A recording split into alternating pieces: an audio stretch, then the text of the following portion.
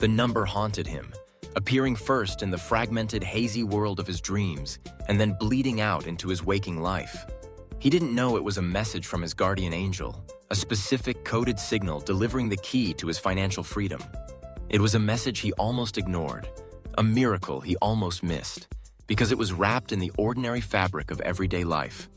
This is the true story of how the universe conspires to deliver its most urgent messages, and how learning to read the signs can unlock a destiny you never thought possible. His name was Arthur, a struggling artist who painted beautiful worlds on canvas but lived in a world of gray, mounting debt. His prayers for a breakthrough, for a sign, felt like they were being sent into a void. Every night he went to sleep with a heavy heart, and every night his dreams were a chaotic swirl of anxiety. But then, a new pattern emerged. In the middle of the chaos, a number would appear with impossible clarity: 481556. It would be written on a wall, spoken by a stranger, or simply float in the darkness. He would wake with the number on his lips, a strange echo from a world he couldn't grasp. He tried to dismiss it as a random trick of a tired mind. But the universe is persistent. The number began to follow him. He would glance at a clock and the time would be 4:08, with 15 seconds past. He'd buy groceries and the total would be $16.48. He'd be stuck in traffic behind a car with the license plate J481516. Each appearance was a small, quiet nudge, a whisper from a dimension just beyond his perception. It was the calling card of his guardian angel, an attempt to get his attention in the only language that could bypass his rational, doubting mind. Think of the world around you as a constant stream of divine data. Most of it flows past us, unnoticed. But when a message is truly urgent, your guardian angel will create a pattern, a repetition designed to snag your attention. It is a form of celestial Morse code. It could be a specific number, a recurring song on the radio, or a phrase you hear from multiple different people. These are not mere coincidences. They are carefully orchestrated synchronicities, glitches in the matrix of reality, designed to make you stop and ask, what does this mean? The feeling that accompanies these signs is undeniable. It's a sudden chill, a sense of deep recognition, a feeling that you are on the verge of remembering something you have long forgotten. This feeling is the signature of an angelic message. It's the sensation of your soul recognizing a signal from home. But why do angels communicate in such a cryptic way? Why not simply speak in a clear voice? It is because a direct command would override your free will. The angelic realm operates on the principle of guidance, not control. They present clues, patterns, and symbols that you must choose to interpret and act upon. The dream is their primary workshop, the place where they can plant a seed of information directly into your subconscious. The number sequence was the seed. The waking coincidences were the angel watering that seed, encouraging it to grow into a conscious thought. For weeks, Arthur saw the number but refused to understand. His logical mind created endless explanations. It was frequency illusion, the Bader-Meinhof phenomenon. His brain simply noticing the number more because he was thinking about it. He was drowning in logic while his spirit was starving for a miracle. His frustration grew. The signs became more insistent, almost playful in their persistence. A package delivered to his door by mistake had the apartment number 481. A junk mail letter offered him a credit card with the last 4 digits, 1516. The universe was practically shouting at him, but he had forgotten how to listen.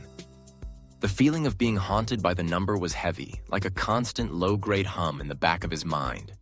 He couldn't focus on his art. The canvases remained blank.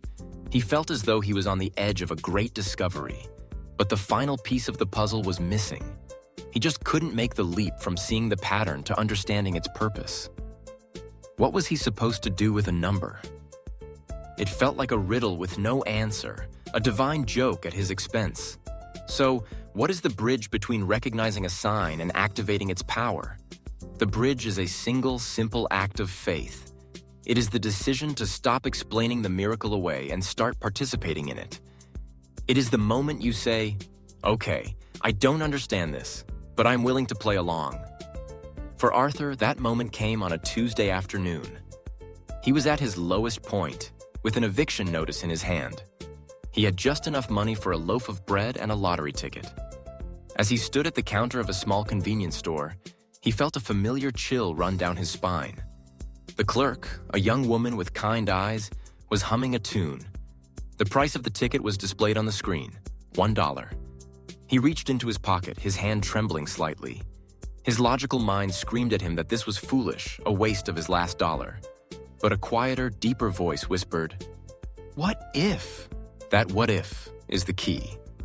It's the sound of the door to the miraculous creaking open. With a sigh of surrender, Arthur bought a small, cheap lottery ticket.